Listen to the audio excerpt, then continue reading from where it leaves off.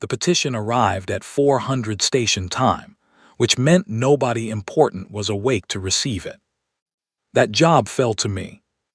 I was on my third coffee, sitting in the docking control office with my boots off and a cold sandwich on the desk, when the proximity alert lit up the entire board.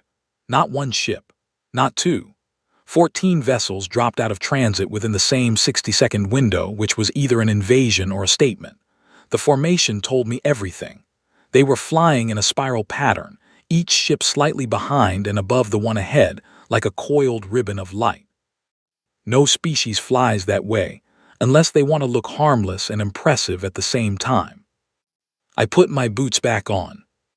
By the time I reached the main receiving bay, my communications officer, a young man named Owen Price, had already opened a translation channel. He looked at me the way junior officers look at you when something large and strange has appeared, and they have done everything correctly and now want someone else to be in charge of what happens next. I took the channel. The voice that came through was layered, like three people speaking with one intention. It identified itself as the combined diplomatic voice of the Galactic Coalition, representing 7 sovereign species, and it said that the matter was urgent, that lives beyond counting were at stake, and that they had come to Earth because Earth was the last option they had not yet exhausted. I told them to dock at Bay 7 and bring no more than 8 representatives aboard. Owen looked at me. I looked at my sandwich. I picked it up and took a bite. The 8 representatives who walked off that ramp were the most visually dramatic collection of living creatures I had ever seen in one corridor. There was a Theresi, which looked like a cathedral made of glass and slow decisions, its body cycling through deep blue and violet light in patterns I had not yet learned to read. There were 2 Selhari, tall and silver-furred with eyes that moved independently like they were watching 2 different futures. A Gren delegate, squat and bark-skinned, who walked with the particular dignity of a species that has survived 3 extinction events and is tired of people being surprised about it. 3 others I had no name for yet. And at the front, a Ven named Counselor Adiz, which was notable because the Ven had been refusing diplomatic contact with Earth for 11 years over a trade disagreement involving mineral rights on a moon nobody cared about anymore. The fact that she was here meant things were very bad. She placed a data tablet on the table in the receiving room before she sat down. 412 pages. I could see the length of the index from where I stood. I sat across from her. I read the executive summary. I read the threat matrix.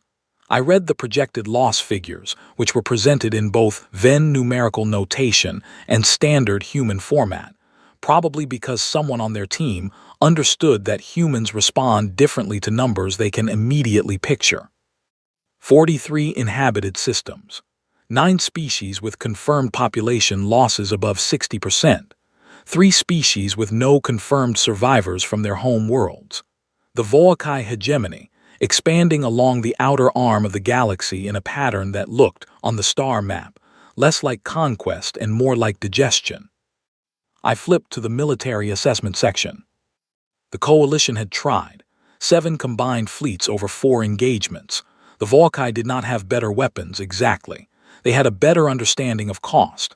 Every time the Coalition forces took damage, they recalculated. Every time the recalculation said the loss was no longer acceptable, they withdrew. The Volcae knew this. They planned around it. They applied pressure at exactly the rate that kept the mathematics of engagement tipping against any reasonable defender. It was not evil. It was, in its own way, almost elegant. I set the tablet face down. Counselor Adiz said that humanity had a reputation. That reputation had crossed species lines and political disagreements, and even, apparently, 11 years of mineral rights disputes. She said that humanity was known in the outer coalition worlds as the species that does not recalculate, the species that finds a way to make the mathematics irrelevant. She said that 3 of the 7 species at this table had populations still alive, because Earth had been doing things in the last 30 years that most of the galaxy considered either brave or irrational, and that the distinction had stopped mattering. She asked if humanity would help. I looked at the table. I looked at the Theresi, who had shifted into a deep, bruised violet that I had not seen before but understood perfectly. I looked at the star map still glowing on my tablet through the back of the cover. I thought about a colony called Kepler Station. I thought about a Senate vote. I thought about what it feels like to hold a petition while something burns. I said I would pass the request to the appropriate authority. She said they had already contacted every appropriate authority for 6 months. Committees, councils, assemblies, reviews. She said they had not come to Earth at 400 station time to speak to another committee. The Theresi envoy, who had not spoken until this moment, said, in a voice like wind through hollow stone, that they had been told humans understand urgency. I looked at the 412-page document. I looked at the star map. I said, we understand it fine. You're just going to hate how we respond to it. I made one call, not to a committee, not to a council. One call to Admiral Grace Ackafer, who picked up on the second ring despite the hour, which told me she had been awake and waiting, which told me she already knew everything in that tablet and had been waiting for the question to become official. She asked me what I thought. I told her the threat was real. The coalition was genuinely exhausted, and the Volkai were doing something that a sufficiently committed opposing force could interrupt if that force was willing to absorb costs that the Volkai had never encountered before. She asked me what I needed. I told her one ship. There was a silence on the line, not the silence of disagreement, the silence of a person who has already done the math and is waiting to see if you have done it too. She said, which one? I said, threshold. Another silence, shorter. She said, done. I went back to the receiving room. All 8 delegates were still there, which told me they had nowhere else to go. The Theresi was cycling violet so deep it was almost black. I told them Earth was responding. Councillor Adiz asked how many ships. She had the tone of someone bracing for a number. Her hands were flat on the table. She was ready to negotiate, to argue, to accept less than she hoped for and call it enough. I told her one. The room did not react immediately. That is the thing about delivering genuinely unexpected information. There is always a delay while the brain tries to find a category for it. Then the Selhari delegate made a sound like tearing paper. The Gren went very still. The Theresi stopped cycling entirely, which I later learned was the Theresi equivalent of losing the ability to speak. Councillor Adiz said very carefully, one ship. One ship, I said. She asked if that was a preliminary deployment, an advanced scout, a gesture of intent before the full force mobilized. I told her it was none of those things. She asked what it was then. I picked up my coffee. It was cold. I drank it anyway. An answer, I said. The silence that followed lasted 41 seconds. I know because Owen timed it later, when I asked him why his incident report was longer than usual. He said he had needed to document something that did not fit into any existing form category, so he had written it out in full. He titled his entry, First Contact with the Concept of Enough. I thought that was a little dramatic, but I kept it in the file. The UNWS Threshold was not the largest ship in Earth's fleet. That distinction belonged to the carrier Resolute, which was essentially a city that had decided to go places. The Threshold was not the most heavily armed.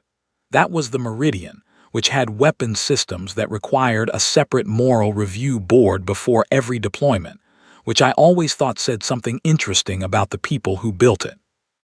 The Threshold was, by most measurable categories, a mid-weight tactical warship, 1,400 meters bow to stern, 82 weapon systems, ranging from close defense point batteries to long-range mass drivers, 847 crew, a hull that had taken 3 major hits in its operational lifetime and come back from all 3, which meant the engineers were either very good or the ship was developing opinions. I had served on her twice before this deployment. I knew her the way you know a person you have been through something real with, not fondly, not romantically, just accurately. Siveth, the Thuresi envoy assigned to observe the mission, met me at the airlock on embarkation morning. He had been given the liaison role because he was, by Thuresi standards, calm.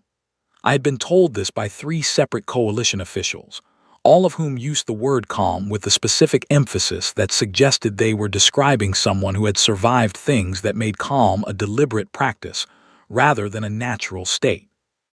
He was cycling a slow, steady amber when I found him. He looked at the threshold the way you look at a building you expected to be taller. I gave him the tour myself. We started at the bridge, which was smaller than coalition observers typically expected. Most species, when they build a command center, build it to communicate importance.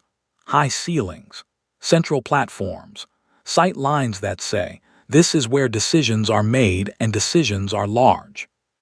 The threshold's bridge was a low-ceilinged, densely packed room where 7 people could work in complete coordination without raising their voices, and where every surface had at least 2 backup functions in case the primary was destroyed.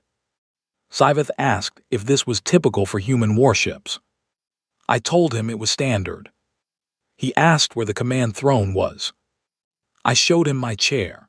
It was bolted to the floor at a practical angle and had a cup holder on the right armrest, which I had personally requested during the last refit, and which the engineering team had installed with a small engraved label that read, Priority Infrastructure. Siveth's amber flickered. I was learning that his color shifts were a language, and that flickers meant he was processing something that did not fit his existing categories. We moved through the weapons bays.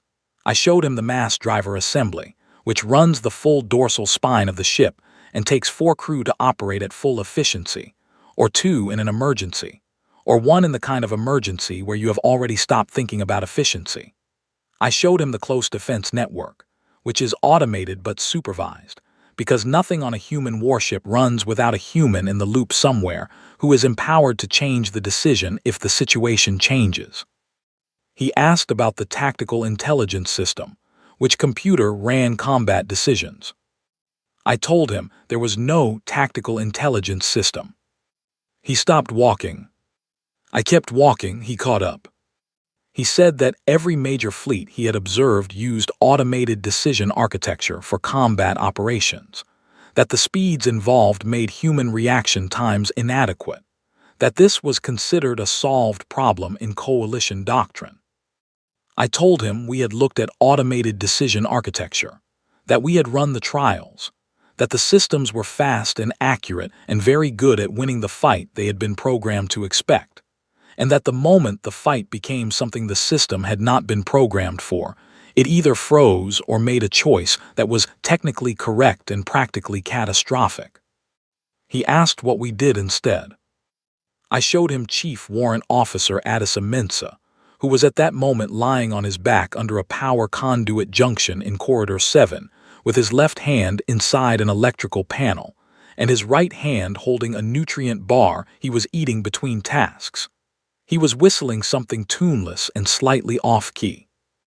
I told Siveth that Addisa was responsible for real-time power rerouting during combat, that if a weapon system lost primary power, Addisa had authority to pull from anywhere on the ship to restore it, including life support in non-critical sections, and that he would make that call in approximately 4 seconds and be right about it almost every time. Siveth asked what happened the times he was wrong. I said we trained for that too. We came to the Damage Control Center, which is a room that other species militaries often do not have as a dedicated space, because the assumption is that significant damage means the engagement is already lost.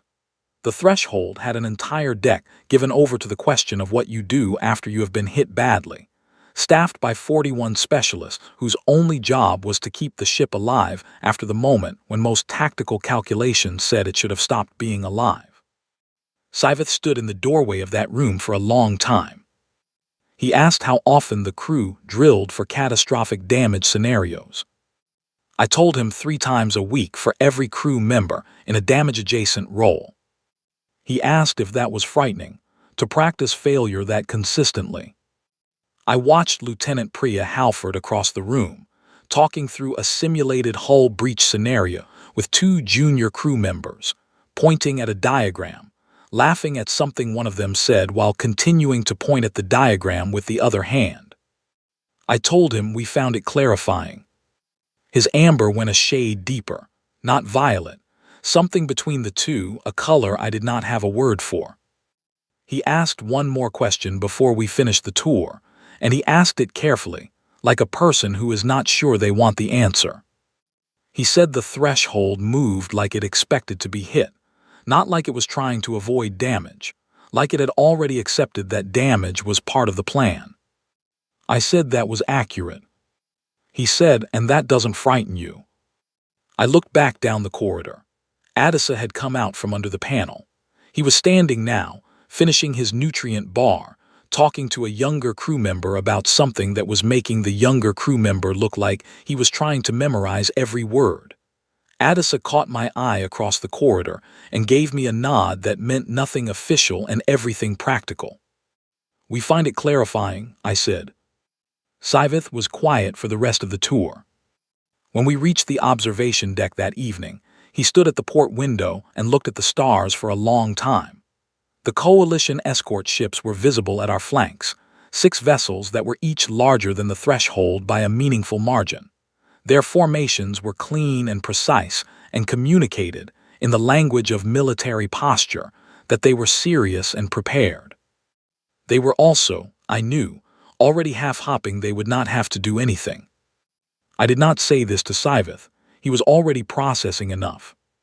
He asked before he went to his quarters why the ship was named Threshold. I told him it was a traditional naval naming convention. Ships were named after concepts, after places, after things that mattered in ways that were hard to fully explain. He asked what threshold meant exactly. I told him it was the line between one place and another, the point you crossed when you decided to go forward instead of back, the moment that separated before from after. He looked at the ship around us. He said nothing. He did not need to. I went back to the bridge and looked at the star map and thought about the 43 systems on the coalition's list, and the 3 with no confirmed survivors, and the one question that nobody in that receiving room had thought to ask me, which was the question I had been asking myself since the moment I said one ship and meant it. Whether one was enough. I did not know the answer yet, but I knew how to find out. The Sen corridor is not a place you would choose to fight if you had any choice at all. It is a narrow navigational channel between 2 dense asteroid fields, barely wide enough for a formation of 4 ships to move in parallel, with sensor interference from the surrounding rock that makes long-range targeting unreliable and surprise attacks possible from angles that should not be possible. The coalition had lost it 3 times, each time for the same reason. A force would enter the corridor, the Volkai would apply pressure at the flanks, and the mathematics of the engagement would shift until withdrawal became the rational option. The threshold entered the Sen corridor at 11:40 hours, with the 6 coalition escort ships in a loose follow formation behind us. At 12:03 hours, Volkai ships appeared on our sensors. Owen called out the count as they resolved. 10, 18, 27. The count reached 34 before the sensor picture stabilized. 34 vessels of varying class arranged across the corridor in a pattern that was not an ambush exactly, but was the kind of formation that said we knew you were coming and we have already done the calculation, and the calculation says you will not enjoy the next hour. The coalition escort commander, a Selhari named Veth Kara, opened a channel immediately. He said the force was larger than projected and that a tactical reassessment was warranted. He said this in the measured, reasonable tones of a person who has learned that tactical reassessment is a phrase that does not feel like retreat. I told him to fall back behind us and kill his running lights. A brief silence on the channel. Then he did it. Good. I told Owen to open a general frequency to the Volkai formation. I told them we were the UNWS threshold, representing the human response to the coalition's request, and that we intended to move through the Seine corridor, and that our preference was to do this without an engagement. The Volkai response came in about 9 seconds, which is fast for a species that likes to run calculations before it speaks. They said the corridor was under hegemony jurisdiction as of 4 months prior, and that passage required clearance from hegemony central command. I said I had read their transit documentation, and that their jurisdictional claim was based on a doctrine of continuous occupation, which required 30 days of uncontested presence, and that the coalition had contested it twice in those 30 days, which made their documentation technically interesting but operationally irrelevant. Another silence, longer this time. Then they opened fire. I want to describe what happened next accurately, which means I have to resist the instinct to make it sound large. Combat does not feel large when you are inside it. It feels specific. It feels like a sequence of small decisions made at speed, each one dependent on the last, none of them heroic in the moment, all of them ordinary work done under pressure. The first volley took out 2 of our forward sensor arrays. Owen rerouted to secondary within 11 seconds, which was 4 seconds slower than his best drill time and 12 seconds faster than the coalition's standard protocol for the same task. Adisa, without being asked, pulled power from the starboard recreational bay and the secondary medical wing to keep our weapon response time inside acceptable limits. He informed me of this on the internal channel in the same tone he would use to tell me it was raining outside. We returned fire. The mass drivers found range on the 3rd adjustment. The Volkai lead formation broke pattern and spread, which told me something important. They had not expected us to find range that fast with degraded sensors. They had planned around a longer adjustment window. Their plan was already wrong. That mattered. The engagement ran for 22 minutes. I will not pretend I remember all of it with perfect clarity. I remember Owen's voice, steady and rapid, calling updated positions. I remember Halford from damage control telling me we had lost pressure in sections 7 through 9, and that she had it, which was the only thing she needed to say. I remember the crew working the way they always worked in drills, which is to say without theater and without hesitation, and with the particular focus of people who have practiced failure so many times that they know exactly what to do when it arrives. The hit that should have ended the engagement came at the 18-minute mark. A Volkai heavy cruiser had worked around our port flank while we were managing 2 engagements on the starboard side. It was a good maneuver. Clean. The kind of thing that works against a force that is trying to preserve itself, because a force that is trying to preserve itself will react to a flanking threat by addressing it, which opens the front, which the Volkai had planned to exploit. The hit took sections 7 through 9, breached the outer hull in 2 places, and started fires on decks 4 and 5. The Volkai formation began repositioning. They were moving to extraction angles. Their calculation said the engagement was over. They were doing the math. I told Owen to put us on an intercept course for the lead cruiser. I told weapons to prepare a full spread from the remaining starboard batteries. I told Adisa that I needed everything he had. He said, "You've got it." The threshold reoriented. Fired. The lead cruiser's shields failed on the 3rd impact. The ships on its flanks broke formation to cover it, which is what you do when your calculation suddenly has a new variable in it that was not supposed to be there. The variable was a ship that should have been done and was not done. The Volkai fleet went quiet on all communication frequencies. Not silent, quiet. The specific quiet of 34 ships all running the same recalculation at the same time and arriving at the same result. The result said, "We do not understand what is happening and we need more information before we act." I told Owen to maintain position. I told weapons to hold. I sat back in my chair. Halford reported that the fires on 4 and 5 were out, that pressure in 7 through 9 was being restored, that she needed 4 hours and would have everything functional in 3. I told her to take the 4.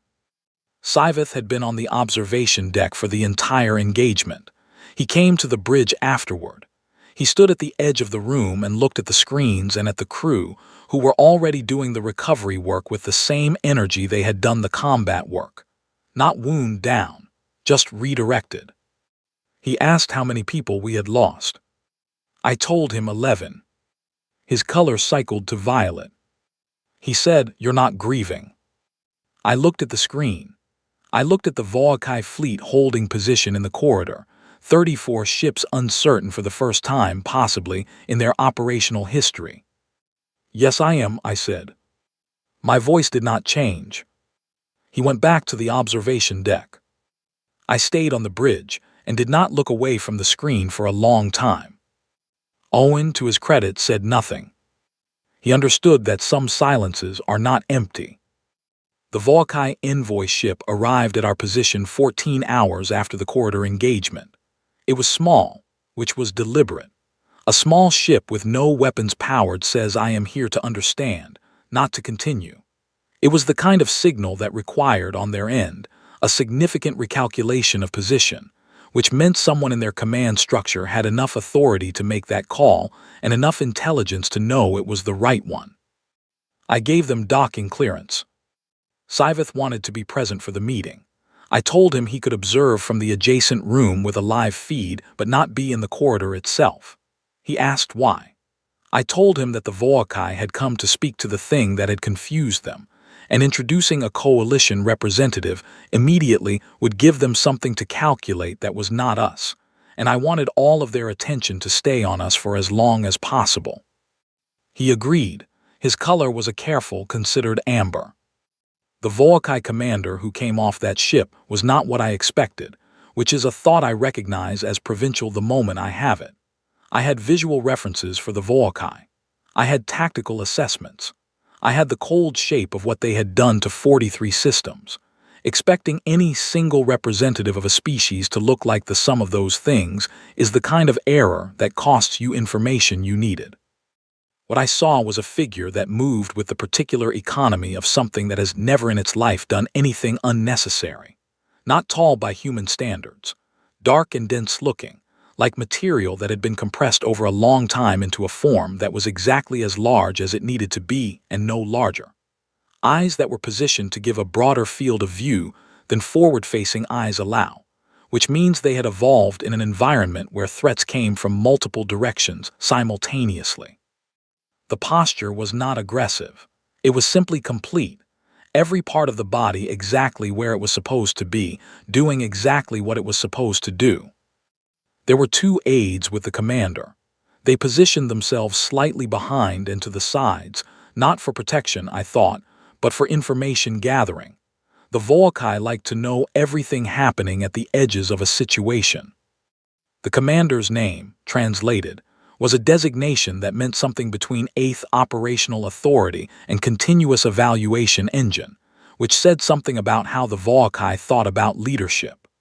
Owen's official report listed the commander as Commander Vorsettel, which was a transliteration that Siveth later told me was technically incorrect, but functionally close enough. I met them in Corridor 12, which is a neutral space on the threshold. Not the bridge, not the command areas, a wide, functional passage with good lighting and nothing classified in visible range. I brought Owen and my tactical officer, Lieutenant Dean Farrow, who had been on duty for 31 hours, and showed it only in the particular sharpness of someone who has moved past tired into a clarity that tired people sometimes find. The commander looked at me for a long moment before speaking. I looked back. The Volkai translator device, a small unit worn at the throat, produced speech in a flat, even tone that I recognized as a deliberate choice. Flat tone provides no emotional data. The Volkai were here to gather information, not give it. The commander asked what class of warship the Threshold was. I said a general tactical warship of the 4th generation standard. I gave the specifications without embellishment. Hull length, weapon count, crew complement. The commander asked again, slightly differently. Not what are the specifications, but what is this kind of ship, taxonomically? Where does it sit in our deployment hierarchy? I said it was a standard response vessel. Another pause. The aides were very still. The commander asked how many ships of this class Earth currently operated. I told the truth. I gave the number. The translator rendered the commander's next sound as a processing delay marker, which is the Volkai equivalent of being asked a question you need a moment to sit with. The commander asked the question again in a different form. Not how many ships of this class, but how many ships of this capability level, accounting for all vessel types. I gave the truth again. The commander asked it a third time, phrased as, "What is the total number of human warships that could produce the engagement outcome we observed in the Sen corridor?" I gave the same answer as the first time. The pause after that one was the longest. Dean, beside me, had the expression of someone watching a person add a column of numbers 3 times because the answer keeps coming out the same and keeps not making sense. The commander said, and the translator worked to render this accurately, that the tactical data from the Sen corridor engagement was inconsistent with every prior data set the hegemony held on human military capability. That the engagement profile suggested either a ship significantly beyond standard classification or a crew operating at parameters that fell outside modeled expectations. I said it was the crew. The commander said that did not align with the hegemony's models. I said the hegemony's models were probably built on accurate data, that the data was accurate, that it just did not account for the variable they had not previously encountered. The commander asked what variable. I thought about how to say this in a way that was honest but not theatrical. I had one shot at this conversation. Theatrical answers are satisfying to give and useless for their actual purpose. I said that every species the hegemony had engaged operated under the same fundamental logic. That damage means cost. That cost means recalculation. That recalculation eventually means withdrawal. That this logic was rational, and that any military force built around rational actors will, over time, develop tactics that are excellent at exploiting that logic. The commander waited. I said that humans do not use that logic in the same way. Not because we are irrational, because we have, over a very long history of fighting things much larger and better equipped than ourselves, developed a different approach to the question of acceptable cost. We do not recalculate away from an engagement because the cost has risen. We recalculate toward the question of what can still be done given the current cost. The math stays live. The objective stays primary. The cost is a fact, not a signal to stop. The commander was quiet for a moment. Then, your ship should not have survived the Sen engagement statistically. I said I agreed. The commander asked how then. I said we do not accept the statistics. We work the problem until the statistics change. No bravado in my voice. I was describing a method, not making a claim. The commander and the 2 aides had a brief exchange in rapid Volkai, which the translator did not render. Not because it could not, I thought, but because the aides had lowered their voice below the device's threshold deliberately. Old reflex, private calculation. Then the commander asked a question that was smaller than the ones before it, and smaller in that way that important questions sometimes are. The commander asked if humanity was the dominant species in its home system. I said we were the only species in our home system. The commander asked this again, the same way they had asked the ship count question, as if the answer might change. I said the same thing again. The silence after that was a different kind of silence than the ones before it. The Sen corridor silence had been the silence of recalculation. This was the silence of understanding something that changed the shape of the question you had come here to ask. The Volkai commander looked at the corridor around us, at the crew moving in the middle distance, doing recovery work, doing maintenance, doing the 100 ordinary tasks that make a ship functional after the extraordinary ones that make it notable. They were not performing. They were not putting on a face for the visitors. They were just working. The commander looked at me. I looked back. The meeting lasted 40 minutes more. We covered transit rights, the status of the 6 contested systems, the coalition's stated objectives. The commander asked questions with the precision of someone who bills by the answer. I responded with the precision of someone who knows that every word I say here will be run through a calculation I cannot see. At the end, the commander stood to leave. And then, at the door of the corridor, turned back. "Why only one ship?" the commander asked. I said we sent what was needed. "You had more," the commander said. I said yes. "Then why?" I looked at Dean. He was watching me with the still expression of someone who knows the answer and is curious whether I will say it. I said that the galaxy needed to know what one ship could do, not because we were being generous with our resources, because the information had operational value for everyone in this conversation on both sides. The commander's translator rendered the commander's next statement as, "Understood." I was not sure it was. But they left, and 14 hours later the Volkai formation that had held the Sen corridor withdrew, not rooted, not scattered, withdrawn, orderly, purposeful, moving with the calm efficiency of a force that has updated its calculation and found a different direction. I watched them go on the sensor board. Owen said, "That's 6 systems, ma'am. They're pulling from all 6. I said I saw it. He asked if that was it then, if it was over. I did not answer immediately. I looked at the star map, at the part of it beyond the 6 recovered systems, beyond the Sen corridor, beyond the areas the coalition had identified and named and pointed to with their 412-page document. There was a lot of map left. I said, "Stand down from combat stations. Tell engineering they have 12 hours of quiet." Owen nodded and started the relay. I stayed on the bridge and looked at the map for a while longer. 11 names sat in my chest like stones, not heavy enough to stop me, heavy enough to stay. I did not write them in the report. Reports are read by people who were not there, and names in reports become data, and these names were not data. They were people who had done the work and paid the cost and trusted me with the fact of their cost, and the least I could do was carry it somewhere it would not be flattened into a number. I carried it the way I carried most things. Quietly, accurately, without ceremony. The coalition ceremony was held at the Ven orbital station 3 weeks later, which was a neutral choice that made everyone equally inconvenienced, which is the diplomatic way of saying fair.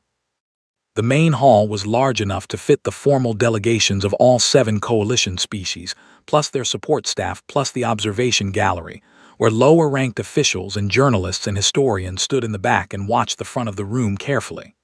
The ceiling was transparent, which was a Ven architectural preference, and through it you could see the star field, and somewhere in that star field, if you knew where to look, was the Sen corridor, which you could not see but could point toward.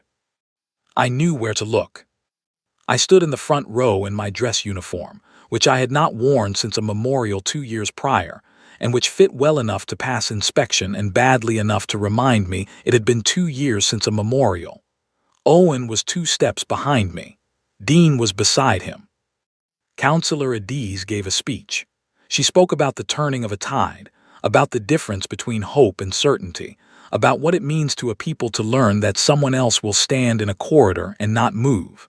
She spoke well. She had the quality of a person who has thought about these words for a long time and chosen each one with care. The Thuresi delegation stood at the far right of the hall. Siveth was among them. He was cycling a slow, warm color I had not seen before, something in the gold range, which I had eventually learned from a translation guide was the Thuresi expression for something that does not have a single word equivalent in most languages. The closest approximation was the feeling of having been present for something that will still matter in 100 years. I watched him for a moment. He caught me watching and did not look away. His color held steady. He found me after the formal ceremony, before the reception began, which told me he had been watching for the moment when I would be briefly alone. He said that Siveth had spent 40 years in diplomacy, that he had been present for the resolution of 2 major conflicts, 3 border realignments, and 1 complete political restructuring of a species governing body. He said that none of those outcomes had arrived in the shape of one ship. I said most outcomes do not. He said he had been asking a question in his mind since the Sen corridor, and that he thought I would not answer it during the engagement, and then afterward I had not been available to ask, and then there had been the Voakai meeting, and then the withdrawal, and there had been no right moment until now. I told him to ask. He said, why only one? I had answered this question for the Voakai commander. The answer I had given was true. It was not the whole truth. I looked at Siveth. His gold range color was patient and steady. He was not asking for a tactical answer. He had been on that ship. He had watched the crew. He had stood in the damage control center and stared at Priya Halford laughing while running a catastrophic simulation.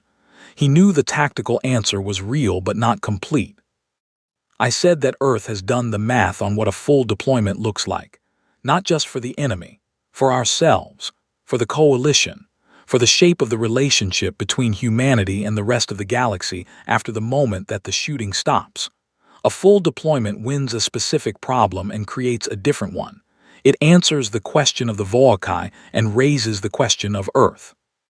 And the question of Earth, at full strength, fully deployed, fully visible, is a question that the coalition would spend the next 2 centuries trying to answer, and the answer would eventually make them afraid. One ship does not make anyone afraid. One ship makes everyone curious. Curiosity is a foundation, fear is a wall. Siveth was quiet for a moment. Then he said, and the thing you mentioned, to the Voakai commander, about something coming after them.